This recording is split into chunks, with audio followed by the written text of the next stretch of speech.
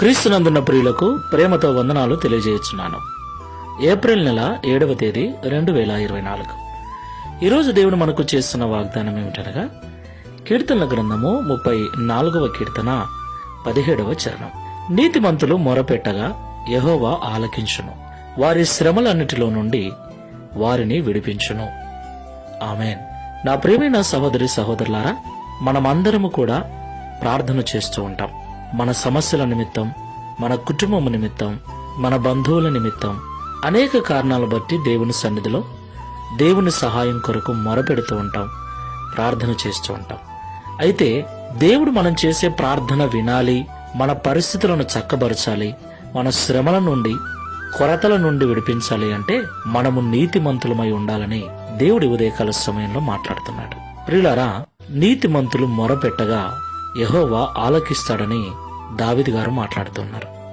ఈ మాటలు వింటున్న ప్రియ సహోదరి సహోదరులారా, ఒకసారి మనల్ని మనము పరిశీలన చేసుకుందాం, సరి చేసుకుని ప్రార్థన చేసుకుందాం. ప్రేమ స్వరూపుడా, పరిశుద్ధుడా, పరిశుద్ధమైన మీ నామమునకు స్తోత్రాలు చెల్లిస్తూ ఉన్నాం. అవును తండ్రి, ప్రతి దినం మేము ప్రార్థిస్తూనే ఉన్నాం. సమస్యల కొరకు, రోగముల కొరకు, మా పిల్లల కొరకు, తల్లిదండ్రుల కొరకు, కుటుంబం కొరకు, క్షేమము కొరకు, ఆరోగ్యము కొరకు ప్రార్థన చేస్తూనే ఉన్నాం. ఇలా అనేక విషయముల నిమిత్తమై నీ సన్నిధిలో మొరపెడుతున్న మేము మా మొరను మీరు విన్నట్లుగా నీతిమంతులమై ఉండాలని మాతో మాట్లాడారు.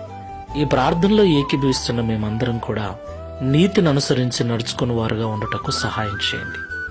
ప్రియ తండ్రి, క్రియల మూలమైన నీతి, విశ్వాస మూలమైన నీతి మేము కలిగి ఉండుటకు కృప చూపండి.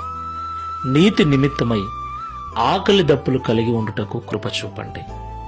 ఈ లోకములో ఆస్తుల కొరకు, ఐశ్వర్యము కొరకు, పేరు కొరకు, ప్రతిష్ట కొరకు, ఉద్యోగము కొరకు ప్రయాసపడుతున్నాం, ఆశపడుతున్నాం. కానీ నీతిగా బ్రతకటం కొరకు ఆశపడటం లేదు, ప్రయాసపడటం లేదు.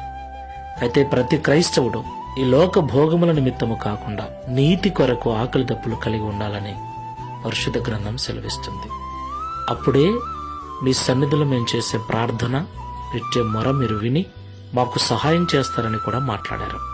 ఈ ప్రార్థనలో ఏకీభవిస్తున్న మేమందరము కూడా నీతి నిమిత్తమై ఆకలి దప్పులు గల వారమై ఉండి, విశ్వాస మూలమైన నీతిని, క్రియల మూలమైన నీతిని కలిగి ఉండి నీతిమంతులుగా జీవిస్తూ నీకు మొరపెట్టినట్లు ఆ మొర మీ ద్వారా నెరవేర్చబడి, శ్రమల నుండి, కొరతల నుండి విడిపించబడి, సమృద్ధి కలిగి నీకు సాక్షిగా జీవించే కృపను అనుగ్రహించమని, తద్వారా ఈ దిన వాగ్దానమును మా అందరి జీవితంలో నెరవేర్చమని యేసు నామములో ప్రార్థిస్తున్నాము తండ్రి.